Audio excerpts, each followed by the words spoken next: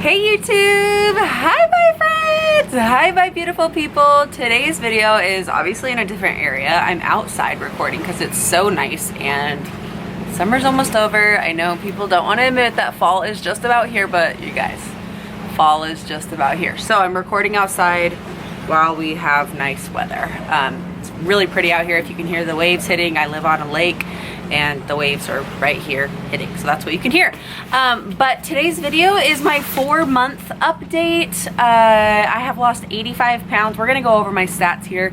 And I'm wearing bra and undies under this little robe thing to really show you guys like my skin and my stretch marks and my scars and all that good stuff.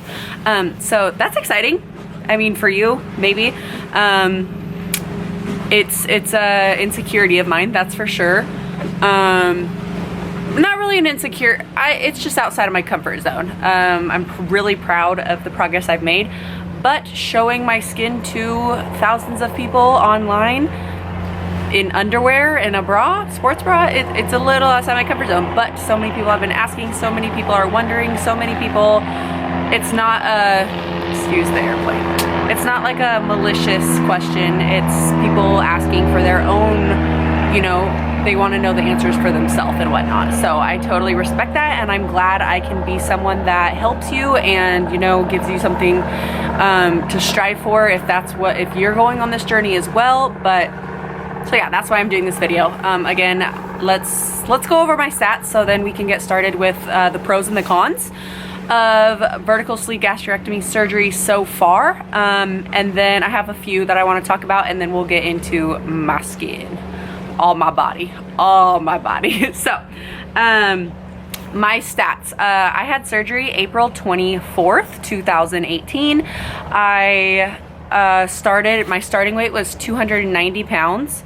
That was my highest weight, starting weight before my 2-week pre-op diet. During my 2-week pre-op diet, I lost 20 pounds in 2 weeks, which was huge, but I went from eating really, really bad to a liquid diet. So clearly I lost a lot of weight quickly. That was 20 pounds. And then on my surgery day, I weighed 270. So 270. And then today is, what's today? September 2nd, 2018. And I weighed 203. So I've lost a little over 85 pounds, 87-ish pounds in total, including my 2-week pre-op. Pretty cool, right? It's been a journey. There have been weeks that I didn't lose anything. There have been weeks where I lost a ton of weight. It's a mental game, and you know, we're gonna get more into that. But my starting height, my height is 5'9". I always say 5'10" because that's what my basketball stats and my college sports stats said, but your girl's like 5'8.5", 5'9". So yeah, that's my stats right now. Okay, let's go ahead and start talking about the pros and the cons of vertical sleeve gastrectomy. If you don't know what this surgery is, I did do a whole nother video explaining it, explaining why I got it, explaining the whole journey of actually getting the surgery, and I did a question and answer video, so you can always go back and watch those. I will link them in the description box below. Look at me being all YouTuber and whatnot. But there are symptoms there. You know, I did a lot of research before my surgery, but there are things that happen when you get this surgery that I knew of. Most of them I knew of. There's pros and there's cons. Obviously, I'm gonna go over the cons first because I'll hype you guys up at the end. But the negative things that happen, one thing that I'm really struggling accepting. I knew this was gonna happen, so I don't know why I'm struggling so much with accepting it, is losing hair. You guys, I now understand why people that have to go through like radiation and chemotherapy and like they're gonna lose a bunch of hair, why they shave their head before they lose all their hair. I now understand why they do that, because it's so like depressing and hard to swallow when you shower. Sorry, I'm like showing my tatas. When you shower, this is a wig, clearly, first off. When you shower and clumps of hair come out. It is a thing that happens. There's no way of preventing hair loss. If there was, I would be doing it. I am on top of my vitamins. I am getting enough protein. I'm getting enough water. I am using oils. I am using good shampoo and conditioner. It's not that. Okay. It's rapid weight loss. That's what happens. It is a very, very, very common, like, you can't get around it. You lose a bunch of hair when you lose a bunch of weight. My nutrition obviously changed dramatically. My hormones obviously changed dramatically. And that's what happens. So luckily it grows back. I've read that people actually end up having their hair grow back way thicker, which is like, okay, cool. But I wear wigs, so it's not the biggest problem for me. I've just worked really hard at getting my hair at a very healthy stage. So I was like, oh, now I'm losing all my healthy hair that I've been growing out for years. Like, it sucked. That is a huge con to the surgery. But you know, if you've done any research, you've heard it gazillion, bazillion, million, gazillion times. That's not the right order, but whatever. You've heard it a few times or so that you're gonna lose hair, and that's what happens. All right, so the next con that I want to talk about is something I didn't expect. You know, I thought that a lot of your cravings were gonna be gone. I thought a lot, you know, you wouldn't really have that urge to want this crappy food. Used to do, especially during that time of the month, the PMSing appetite, like the PMSing cravings are real, and they are a struggle bus, because when you're on your when you're about to start your period, okay, you want chocolate, you want crappy foods. So I want them, but one, if I eat them, they're really bad for me, so that's not following my healthy journey. Two, if I eat them, it usually makes me sick, so that's a con, because you crave this stuff and it's not like, oh my god, I want it so bad, but I know I shouldn't, and it'll make me feel gross, but I still want it. Like, it's a hard thing to deal with. Like, usually when you have a craving, you can go get a little bit of it and it'll be fine. But what I've been learning to do is solve that craving in different ways. So like, if I have a sweet craving, I will get a little bit of dark chocolate. Dark chocolate's healthier than regular chocolate. Don't give me a health lesson, okay? I don't want to hear it. But I can have like one little, you know, the bar, and you can have one sliver of it, and it satisfies me. So I find ways to satisfy my cravings in very, very small, healthier versions, because the cravings are still there, you guys. They're still there. They don't go away with this surgery, let me tell you that right now. So that's a con, having to have a craving and not being able to completely satisfy that craving. Another con is getting dehydrated. I have not been like medically dehydrated. I don't even know if that's a thing, but you know, when you have to like be hospitalized because you're too hydrated, and you need to get an IV to get liquid, to get, you know, to get rehydrated. I haven't had to be I haven't been dehydrated on that level, but I have definitely been very close to that level. It's hard to keep your daily hydration up, because one, you can't drink. Sorry, there's another plane. Only on weekends they're really busy, thank God. It's hard to drink enough water throughout the day, because you can't drink 30 minutes before or 30 minutes after you eat, and you have to eat such small portions but so frequently, so it's like, when do I fit in the water part? It's hard to get enough water in, that's for dang sure. But I've been doing a lot better now that I'm 4 months out. It's a lot easier to eat my portion of food and then wait the 30 minutes and then drink and then eat at a later time. I don't have to eat so frequently. So now it's a lot easier, but during the first 3 months it was a challenge. Okay, it was a challenge.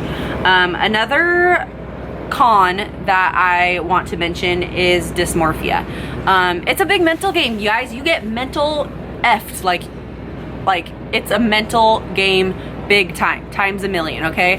And dysmorphia, if you don't know what this is, it's basically when you see yourself, and you see yourself completely different than what you're actually looking at. Like a very skinny person, an anorexic person, could look at themselves and see themselves as really overweight. That's why they become anorexic, because they keep losing weight, because they don't see themselves as that small. Same with overweight. People that are overweight experience dysmorphia because they will look at themselves, maybe they'll be, you know, morbidly obese, and they will look in the mirror and see themselves as smaller than they really are. And so they don't think they have an issue. They don't think they need to take care of their health. They don't think they need to get it under control. That is a thing. That's dysmorphia. That's how eating disorders come about. One of the ways eating disorders come about. And as I have been losing weight, you know, some days I'm like, damn girl, you look good. Some days I'm like, holy shit, have I lost any weight? Like, have I lost anything? Sometimes there's really days like that. I'll look at myself and be like, I look the exact same as I did when I was 290 pounds.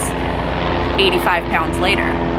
Sometimes I really think like that, and I'll look at my legs and be like, they're not any smaller. But also when I was larger, before I started my weight loss journey, I seen myself smaller. I was like, there's no way, I'm looking fine, you know, I was confident, I looked good, blah blah, but I didn't feel good. So that was what made me realize, like, girl, you're fooling yourself. Like, you're fooling yourself. You don't look good. You don't feel good. You're confident. The insides of you are real pretty. Your personality is cool or whatever, but you're not healthy. And I was tricking my mind thinking I was healthy. There's these people on boats and they're like coming real close and I'm like, hey. So yeah, that is a main con. I wouldn't say it's a con to the surgery. That's a con to weight issues. When you have a weight issue, whether it's anorexic or morbidly obese, I feel like that is an issue. But when you're losing weight, it kind of brings it up more often. Another con to this surgery is sometimes you just don't want to freaking eat. I really have no like, besides the little cravings, I don't have an urge to go eat. Like, I have to force myself to eat meals sometimes because I know I need the nutrition, but I'd rather just drink my protein and drink a smoothie and drink my nutrients. Like, I have to force myself to eat things, which some of you guys, you know, you may be thinking, oh my God, that would be the best thing in the world. But it's like, sometimes it's just weird to think that you have to force yourself to eat sometimes. So I would say that's a con and a pro, because obviously that helps with weight loss, but it also doesn't help your nutrient needs. So another huge con is constipation. Okay, sometimes you really want to just take a big shit and you can't. Let's be real. Sometimes you just want to take a big dump and you can't. Like, this, since I've had surgery, this is so TMI. Plug your ears if you don't want to hear this. Are they plugged? Okay. Sometimes, like, okay, since surgery, I literally have not took a big dump. Like, you know how, like, freeing it is sometimes when you just release everything? You know how good it feels when your stomach hurts and you just let it all out? Well, your girl can't. Because of, I think, the foods I eat, how much protein I'm intaking, and how much cheese I eat, I definitely am not able to be regular down there. I definitely drink my daily coffee with my protein shake for breakfast, which helps it get regular-ish, but it's still not like the junk. It's not like it used to be, which is a con, because sometimes, like, constipation is real. If you don't, like, it's an issue. Okay, it's an issue. We're just gonna leave it at that. Next con is nothing stinking fits. If you followed me, if you follow me on Facebook fam, comment below, let me know where you at. You guys have probably seen my live sales. I've sold a crap ton of my clothes because nothing fits me. Literally, I have a huge closet to fill up, and I have literally like 5 shirts, like 3 dresses, like a sweatsuit, and that's it. Like, it's crazy. And I'm someone that has always had a million gazillion clothes. I don't like wearing the same outfit more than once, and here I am wearing like the same outfit for like 10 days in a row because nothing fits me. So that's a con right now. It's a con and a pro, you know. Your girl's shrinking. That's a con, that's a pro. But the con is the clothing situation is a situation.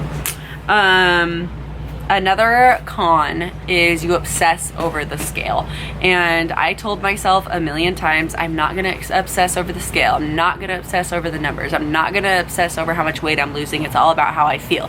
Yes, let me tell you, it is all about how I feel, but I'm not gonna say impossible, because I'm sure some people don't obsess over the scale, but guys, it's hard to not think about what the scale says, because think about it. I'm working so hard to lose weight. I spent a lot of money on my surgery.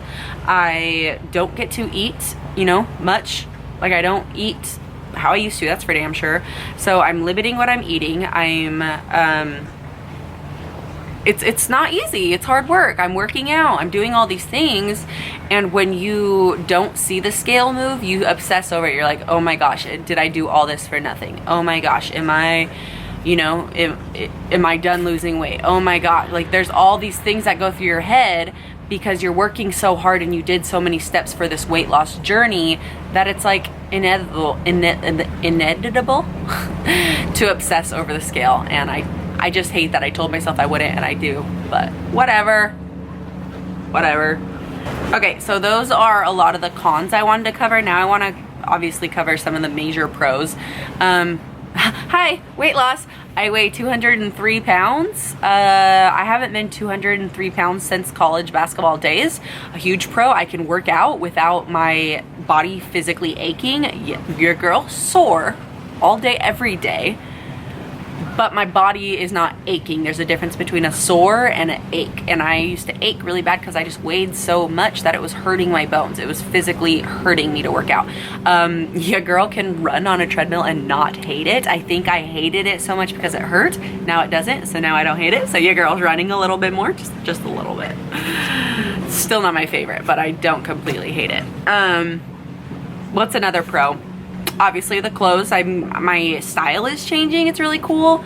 I wrote some down and I want to make sure I go over them.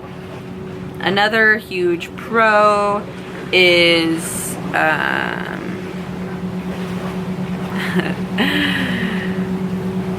I guess this isn't a pro, but it's something I noticed that I wasn't expecting.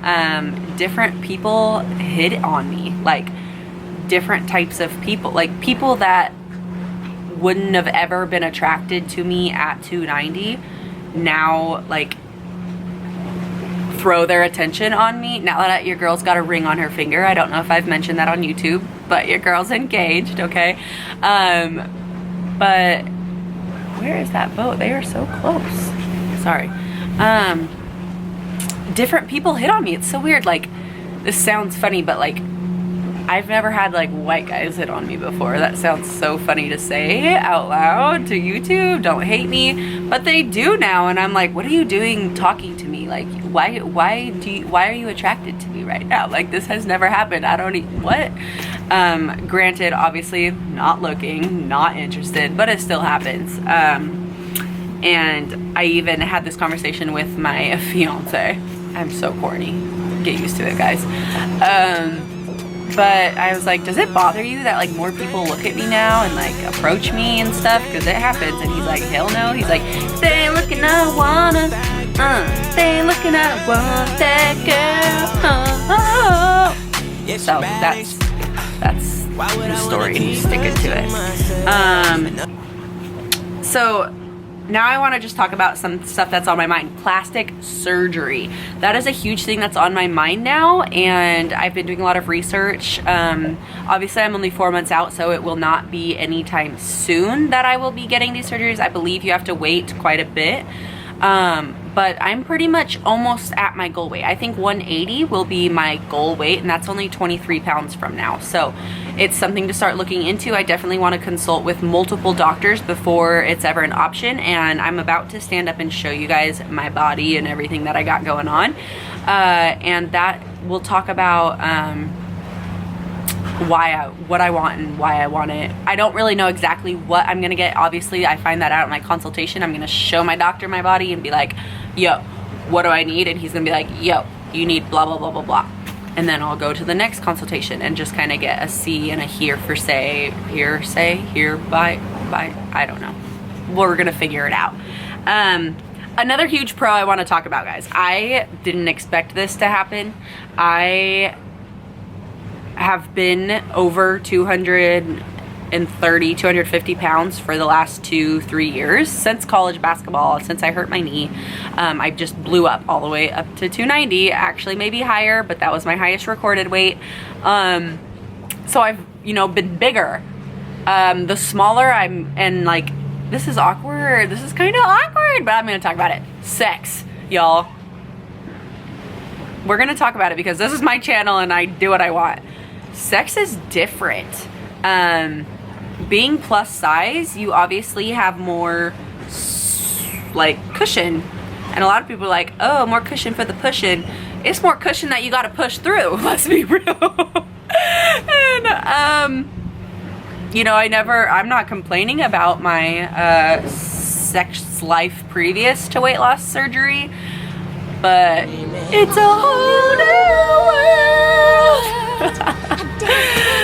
And yeah, I guess I'll just leave the rest up to imagination because this is a very awkward topic, and you know, we're just gonna move on. But it is different, very different. I think also being more confident within my body as I'm losing the weight. I'm loving the way I'm looking. I'm loving the way I'm feeling. Obviously, I was confident with who I was as a person previously, but I wasn't confident with my body. So obviously, I'm willing to show off my body to him more often, very often. I'm more willing to try new things. I'm more willing to just... It's different when you're open to everything about yourself. It's different. Okay, next topic. I'm done with that conversation. Let's go ahead and show you guys my body. So let's, I'm gonna get positioned and we'll check out the skin. Okay, so first we're going to talk about the boobs. Let me go ahead and take this off. It's just kind of cold, so I might start nipping. I'm sorry. We're gonna talk about the boobs. You can see I have collarbones now. Hi collarbones, how you doing? So I have collarbones. When I look down, I clearly have a double chin, but when you have me from straight on, it's pretty much gone as well. I'm gonna show you my top half and then I'll turn around and then I'll show you my bottom half and turn around and all that good stuff. So my boobs, in a bra, they look great. I won't say that my boobs are horrible, but when your girl lays down, they go to my armpits. Anyone else been there, done that? They go to my armpits. My fiance has to like push them up to be able to lay on them as a pillow. Like they're pretty much gone. They are skin. I'll turn to the side for you. You can see, like you can see that they sag down. I'm getting real vulnerable with you guys, so we're going there. But they look fine in a bra, and I know a lot of you guys are gonna be like, girl, you don't need a boob job, they look fine. They look fine in a bra, but let me tell you one thing about Kendall Rayanne Watts. She does not like wearing bras. So when I don't wear a bra, they're like down here. Like if I opened this, they would fall. And then when I lay down, they're completely to the side and flat. I want them up, and like, I just want them. I'm going to be getting a breast augmentation. If I don't need implants, I'll just get a lift, but I think, see that? So they're saggy. We're also gonna talk about my scars. Let's talk about my scars right now. Actually we'll do my scars in a minute because I want to talk about my arms. So my arms, a lot of people were asking if my tattoos were altered at all from losing weight, and they haven't been. My arms are a little loose. Like you can see here, I do have a little bit of loose skin right here, but not much. Nothing the gym won't fix. I obviously haven't been going to the gym,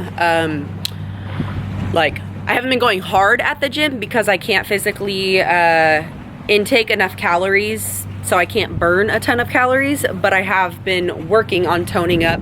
You can see I have a little bit of muscle when I flex. It goes up, but not a bunch. I do have that extra skin right here, but again, nothing the gym won't fix eventually. My other arm, I flex, you can see that there's muscle there.